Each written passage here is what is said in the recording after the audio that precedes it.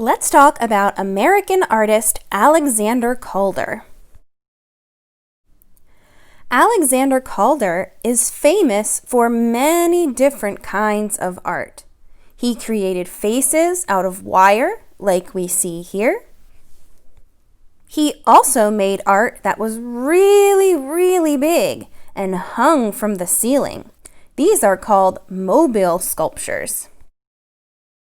Another kind of art he created was abstract art. Abstract art is when an artist uses lots of shapes, lines, and colors in their artwork. In abstract art, we don't see anything that we might recognize in the real world. Abstract artists usually don't show things like houses, trees, animals, or people. If they do show those things, they usually don't make them look realistic. Usually, though, abstract artists like Alexander Calder stick to using only shapes, lines, and colors to create fun, colorful, energetic works of art. Just look at how he uses swirling lines, wavy lines, loopy lines, and lots of different colors and shapes. Let's see how we can make our own abstract art inspired by Alexander Calder. Okay, so now we're going to create our abstract art inspired by Alexander Calder. First, let's think of some different lines that we could use in our abstract art and draw them with our finger on the paper just to practice. Straight lines, zigzag lines, wiggly lines, and loop-de-loop lines are all really great lines to use. Now, let's practice finger drawing some shapes that we could use on our abstract art. Circles, squares, triangles, and rectangles are all really great shapes that we could use. Now that we've practiced our lines and shapes, I think it's time to use our black marker and draw them on the paper. Before you draw with your marker, please take a pencil and write your name on the back of your paper. And then flip your paper over.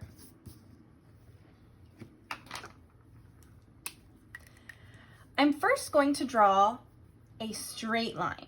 It's going to be a vertical line, a line that goes up and down. Straight line and up and down, vertical. Next, I'm going to draw a zigzag line right on top of my straight line.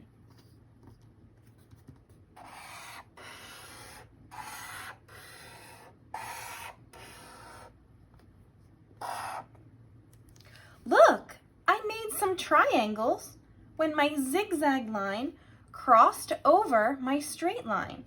When lines cross over each other, they sometimes make shapes. Let's see if I can do that again. I'm going to draw another straight line, this time a horizontal straight line. A horizontal line goes side to side. Horizontal, side to side. Now, I think this time I'm going to draw a wiggly line on top of it.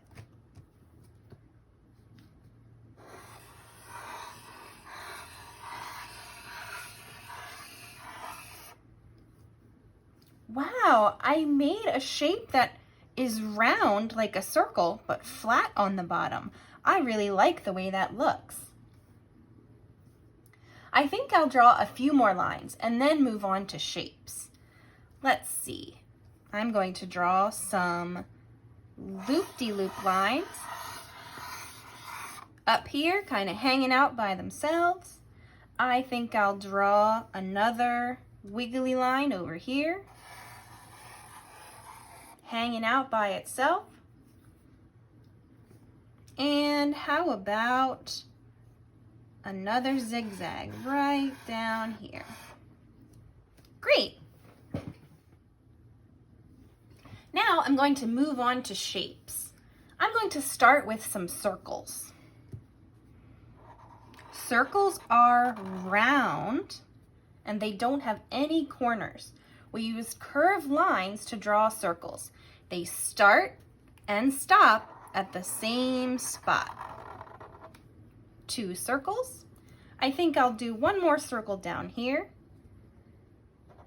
Curve around and stop. Great. Now I'll draw a square. A square has 4 sides and 4 corners. We can use straight lines to make a square.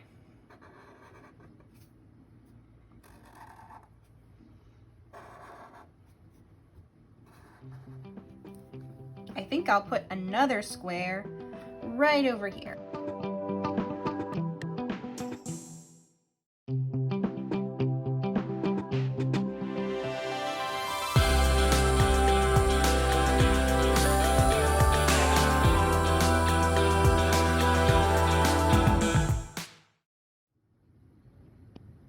The last shape that I'm going to draw is a rectangle. A rectangle has 4 sides and 4 corners, just like a square, but a rectangle has 2 sides that are longer. So I'm going to do one line here, and then one really long line, another really long line, and then connect with a short line.